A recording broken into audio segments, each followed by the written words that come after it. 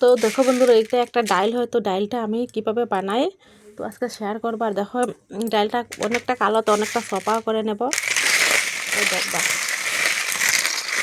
এইভাবে করে দেবো, করে করে করে করে মানে তারপর দেখবো অনেকটা সপাও করে দেবো। বন্ধুরা, ডালগুলো এত কালো ছিল, আমি অনেকটা সপা করে নিলাম। দেখো এতটা কষ্ট আর মেহনত সপা করতে। দেখো কতটুকু সপা করে দেওয়া, অনেকটা সপা গেল, কিন্তু অনেকটা মেহনতও। ডালটা খাওয়ার জন্য অনেকটা মেহনত করতে হয়।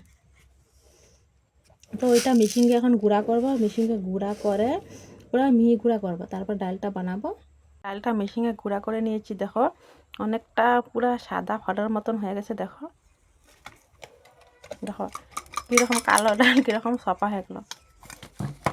দেখছো অনেকটা সপা পুরো হয়ে গেছে। দেখো এত কষ্ট করে এগুলো সাফা করতে হয় না, কি বলবো। আর এদিকে দেখো মাছ নিয়েছে, তো মাছের মুড়ো দিয়ে এটা ডালটা করবো। তো দেখতে থাকো। টমেটো, আলু, শালগম দিয়েছি, দিয়ে দেখো ভেজে নিলাম। তারপর এখানে আদা বাটা, পেঁয়াজ বাটা,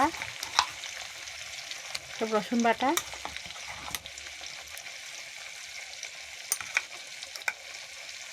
সব দিয়ে দিলাম। তারপরে দিলাম জিরের গুঁড়ো,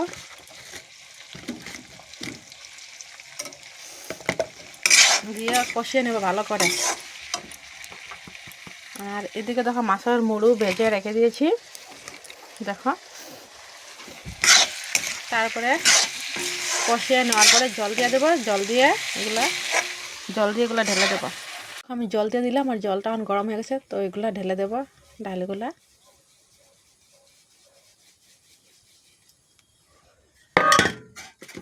ঢেলে এখন নেড়ে নেব।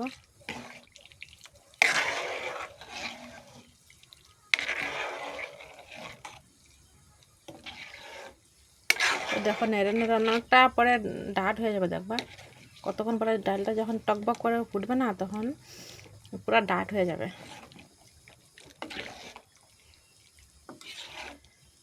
5 মিনিটের মতো যখন টকবক করে ফুটবে, তখন ডালগুলো পুরো ডাট হয়ে আসবে। তো কে কে এইরকম ডাল বানিয়ে খেয়েছে অবশ্যই কমেন্ট করে বলবো। তো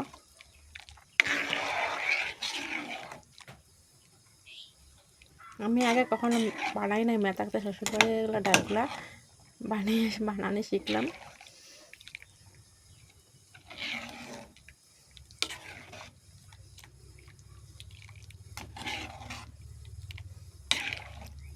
পাঁচ মিনিট পর ডালটা অনেকটা ঢাট হয়ে যাবে।